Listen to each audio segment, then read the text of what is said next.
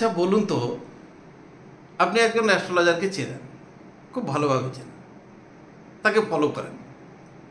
তার কিছু কিছু প্রেডিকশান অতীতে আপনি দেখেছেন যে অদ্ভুতভাবে মিলে গেছে। যেটা প্রেডিকশান করেছিলেন তা অক্ষরে অক্ষরে মিলে গেছে, এমনকি ডেট, সময়, সমস্ত কিছু। এইবারে তার যদি আজকের উপর কোনো প্রেডিকশান থাকে, সে যেমনই হোক না কেন, আশা তো থাকবেই যে সেটাও মিলবে। আর সেই ধরনের কিছু প্রেডিকশান, কিছু ব্যক্তিত্ব সারা পৃথিবীতে সবসময়ই পাওয়া যায়। আর সেই ধরনের একজন ব্যক্তিত্ব হলেন রুদ্রকরণ প্রতাপ। হ্যাঁ, রুদ্রকরণ প্রতাপ। বয়স খুবই কম, খুব একটা বেশি নয়, কিন্তু অ্যাস্ট্রোলজির সমস্ত ধারাতে যথার্থ জ্ঞানের অধিকারী। যথার্থ শব্দটা এই কারণে ব্যবহার করলাম যে প্রকৃত যে জ্ঞান, অর্থাৎ আমাদের লজিক যার সাথে মেলে, সেই ধরনের একজন ব্যক্তিত্ব হলো রুদ্রকরণ প্রতাপ। তো তার এক্স হ্যান্ডেলে তিনি কিছু প্রেডিকশন করেছেন, যে প্রেডিকশন নিয়ে এখন কিন্তু তোলপাড় হয়ে উঠেছে চতুর্দিক। শুধু ভারতবর্ষে নয়, ভারতবর্ষের সীমা ছাড়িয়ে সারা বিশ্বের মধ্যে আলোড়ন সৃষ্টিকারী প্রেডিকশন। আজকে আলোচনা করব সেই প্রেডিকশন নিয়ে, সঙ্গে থাকুন।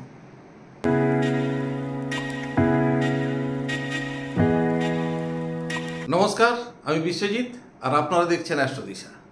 আমাদের কাজই হলো অ্যাস্ট্রোলজির বিভিন্ন সাবজেক্ট নিয়ে আলোচনা করা এবং যথার্থ সময় সেটা আপনাদের সামনে পরিবেশন করা।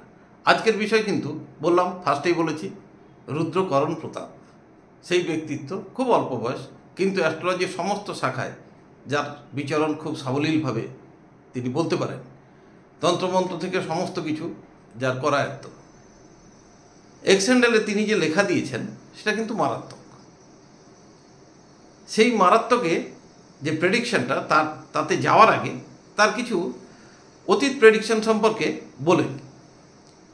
তিনি প্রেডিকশন করেছিলেন ইমরান খান যখন পাকিস্তানে গদিতে বসেন, বিপুল সংখ্যাগরিষ্ঠ নিয়ে যখন জয়লাভ করে আসেন, তিনি প্রেডিকশন করেছিলেন যে ইমরান খান তার সময় কমপ্লিট করতে পারবেন না এবং গদিচ্যুত হয়ে জেলে যাবেন।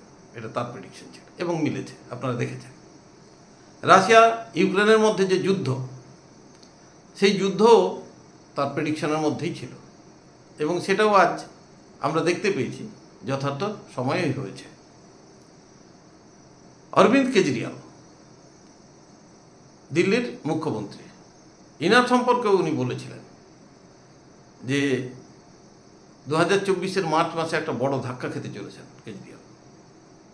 তাতে অনেকেই হয়তো হাসাহাসি করেছে বা অনেকেই বলেছিলেন যে কেমন ধাক্কা, ধাক্কা তো অনেক রকমের হয়, তো হয়তো ধাক্কা খেয়ে কোনো কিছু প্রমোশনও পেতে পারে। হাসির ছলে অনেক কিছু বলা যায়, কিন্তু কি ধাক্কা খেয়েছে সেটা আমরা জানি। এবং তার সেই প্রেডিকশানে কেজরিওয়াল শুধু দিল্লিতে নয়, পাঞ্জাবেও তার গদি রয়েছে। এবং তার প্রেডিকশানে এটাও ছিল যে যেদিন কেজরিওয়াল দিল্লিতে ধাক্কা খাবেন মার্চে, ঠিক তখন থেকে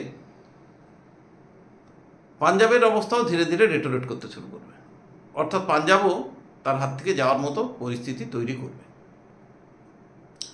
কবে যাচ্ছে সেটা ভবিষ্যৎ বলবে, কিন্তু যে কথাগুলো বললাম, এই কথাগুলো কিন্তু সমস্তটাই এখনো পর্যন্ত আমরা চোখের সামনে দেখেছি, সব মিলেই বসে রয়েছে।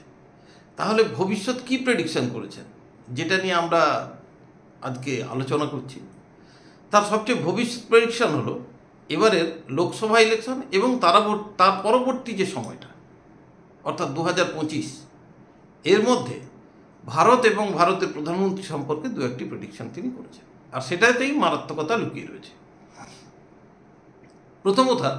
প্রথম কথা যে নরেন্দ্র মোদী বিপুল সংখ্যাগরিষ্ঠ নিয়ে ভোটে জিতবেন, এটা তার প্রেডিকশনের মধ্যেই আছে এবং সেখানে তিনি বলেইছেন যে এতে মারাত্মক কিছু বড় প্রেডিকশন নয়, কারণ এটা ভারতের জনগণ হিসেবে মোটামুটি সকলে ধরেই রেখেছেন। কিন্তু তারপরে যেটা, যে নরেন্দ্র মোদীর মঙ্গলের দশা চলছে, এবং সত্যি তাই, এর আগেও আমি ডিসকাস করেছি যে নরেন্দ্র মোদীর এখন মঙ্গলের দশা চলছে। তো এই মঙ্গলের দশাতে জমি বা ভূসম্পত্তির প্রতি চাহিদা বাড়ে, যেহেতু দেশের সম্পূর্ণ ভার রয়েছে আমাদের প্রধানমন্ত্রীর হাতে। সুতরাং তিনি দেশের সম্পদ বাড়ানোর চেষ্টা করবেন, এটা খুব স্বাভাবিক। এবং মঙ্গলের প্রভাবে অ্যাগ্রেসিভনেস বৃদ্ধি পাবে, অর্থাৎ মঙ্গল যে সাহসিকতার পরিচয় দেয় বা শৌর্যবীর্যের পরিচয় দেয়, সেটা কিন্তু এখন মোদির কাজের মধ্য দিয়ে প্রকাশিত হবে। আর তার ফল কি হবে না, পাক অধিকৃত যে কাশ্মীর সেটা কিন্তু ভারতবর্ষের মধ্যে আসার সম্ভাবনা প্রবল। আমি বলছি আসার সম্ভাবনা প্রবল, উনি কিন্তু বলেছেন আসবে এবং তার সময়ও দিয়ে দিয়েছেন যে 2025-এর সেপ্টেম্বরের মধ্যে এই ঘটনা কিন্তু ঘটবে, অর্থাৎ 2025-এর এপ্রিল থেকে সেপ্টেম্বরের মধ্যে পাক অধিকৃত কাশ্মীর ভারতের মধ্যে ঢুকবে। আমি যদি একটু মানে ওনার প্রেডিকশনের বাইরে যদি একটু বলি, যে ওনার প্রেডিকশনের আগে কিন্তু সেই ক্ষেত্র অনেক আগেই তৈরি হয়ে রয়েছে অলরেডি। এর কারণ কি, যখন 370 কাশ্মীর থেকে হাঁটানো হয়েছিল তখন বিরোধীরা ব্যঙ্গ করেইছিলেন যে তাহলে এরপর কি হবে, সেগুলো কি ফিরে আসবে? তাতে আমাদের স্বরাষ্ট্রমন্ত্রী বলেছিলেন হ্যাঁ সেগুলো আমাদের সীমার মধ্যে আছে, হয়তো ফেরত আসবে, সব আসবে, অসুবিধার কী আছে। তো তার আজকের প্রেডিকশান এটা কিন্তু শুধু এটা নয়, মানে এমন একটা ইস্যু যেটা নিয়ে সারা বিশ্বের নজর কিন্তু ওদিকে থাকবে এবং সারা বিশ্বের অনেক রকম জটিলতা থাকবে, অনেক রকম শাসন শোষণ সব কিছু জড়িয়ে রয়েছে। এই ধরনের একটা সিদ্ধান্তর মধ্য দিয়ে ভারত কতটা এগোতে পারবে সেটা আমরা শঙ্কিত, মানে আমরা বা আপামর জনগণ যারা আমরাও শঙ্কিত। কিন্তু উনার যে প্রেডিকশন সেটাকে সম্মান জানিয়েই বলছি যে উনি যে বলেছেন যে এপ্রিল থেকে সেপ্টেম্বর, আগামী বছর এপ্রিল থেকে সেপ্টেম্বরের মধ্যে পাক অধিকৃত কাশ্মীর কিন্তু ভারতের অংশ, অর্থাৎ ডাইরেক্ট অংশ হিসেবে বা ভারতের সাথে মিশে যেতে চলেছে। আরও একটি প্রেডিকশন উনি করেছেন, সেটা হলো যে 2027 পর্যন্তই কিন্তু নরেন্দ্র মোদী ওই পোস্টে থাকবেন, অর্থাৎ প্রধানমন্ত্রী হিসেবে আসন অলঙ্কৃত করবেন। ঠিক তার পরে, অর্থাৎ 2025-এর পরে 2027-এর পরে তিনি কিন্তু আর ওই পোস্টে থাকবেন না। সেই পোস্টে অলঙ্কৃত হবেন যোগী আদিত্যনাথ এবং তিনি তখন থেকে ওই জায়গায় সামলাবেন। তো এই দুটো প্রেডিকশান আপামর জনগণকে কিন্তু ভাবিয়ে তুলেছে এবং আজকের দিনের মেন যে আলোচ্য বিষয়, সমস্ত জায়গায় যে আলোচনা বা বিভিন্ন চর্চা চলছে, এটা কিন্তু চতুর্দিকে কান পাতলেই বোঝা যায়। ইউটিউব থেকে শুরু করে সমস্ত জায়গায় কিন্তু এই নিয়ে চর্চা চলছে, বড় বড় টিভি চ্যানেলেও এই চর্চা চলছে। তো দেখা যাক কী হয়। আমি নরেন্দ্র মোদী ঠিকুজি, আমিও এর আগে ডিসকাস করেছি, আপনাদের হয়তো মনে আছে। সেখানেও আমরাও দেখেছি যে মঙ্গলের দশা চলছে এবং এই মঙ্গলের দশাকালে নরেন্দ্র মোদীকে রিটায়ার করতেই হবে, কারণ কি তার সেই যোগ প্রকটভাবে রয়েছে।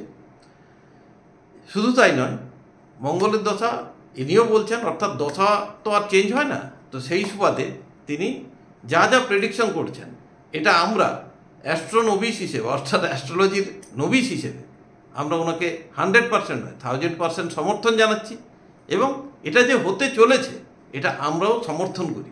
দেখা যাক আগামী দিন কী হয়। তবে আরও একটা ধামাকা নিয়ে আমি আসবো ঠিক পরের এপিসোডে। লক্ষ্য রাখবেন, সঙ্গে থাকবেন। নমস্কার, আজকে বিদায় নিচ্ছি।